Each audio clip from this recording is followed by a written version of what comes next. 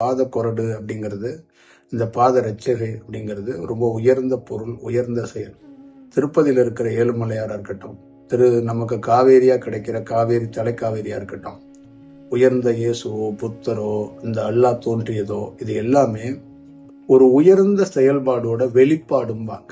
ஒரு உயர்ந்த செயல்பாடுகள், ஒரு மனிதன், ஒரு மலைகளுக்கு, ஒரு மரங்களுக்கு, ஒரு நதிகள் எல்லாம் பெரிய அலைவரிசை கிடைத்து அந்த இடத்துல இருந்து வெளிப்படும் போது அந்த இடத்துக்குள்ள ஒரு கோயில் உருவாகுது, ஒரு நினைவு சின்னம் உருவாகுது. அதே மாதிரிதான் உடல்ல, மனிதன் உடல்ல இருந்து ஒரு தியானம் பிறந்து அந்த தியானம் கொஞ்சம் கொஞ்சமா வளர்ந்து இடுப்புல இருந்து வளர்ந்து தலைக்கு வந்து தலையிலிருந்து அது வெளிப்படும் போது அது ஒரு உயர்ந்த செயலாக அது கருதப்படுகிறது. வெளிப்படுவது அப்படிம்பாங்க. தியானத்துல பெரிய சாதிக்கிறது மாதிரி பாயும் புலி மாதிரி நம்ம ஒன்றும் பாயறதெல்லாம் கிடையாது.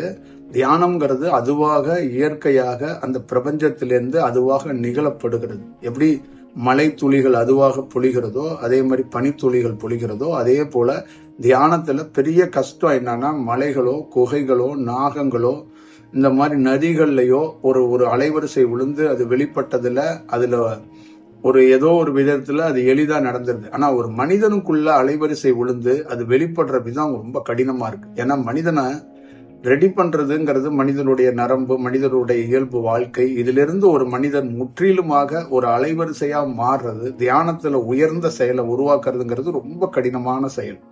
அப்ப இடுப்பு பகுதியில ஒரு தீவிரமா வேலை நடந்து மெல்ல மெல்ல சக்கராசுன்னு சொல்லக்கூடிய ஒவ்வொரு பகுதியிலயா மேல அப்படியே மெல்ல ஏறி ஒரு நாகம் மாறி இடுப்பு பகுதியில ஏறி அது தலைக்குள்ள நின்று வாகிச்சு அது வெளிப்படுத்துறது அப்படிங்கிறாங்க. அந்த மாதிரி ஒரு சூழல்ல இருக்கும்போது ஒரு கௌரவிக்கப்படுவாங்க. அப்ப நீங்க எப்படி பார்க்கணும்னா, ஒரு ஞானிய ஒரு குருவா பாக்குறதோட அது வெளிப்படுறத நம்ம அது பிரபஞ்சம் அது வெளிக்காட்டுது.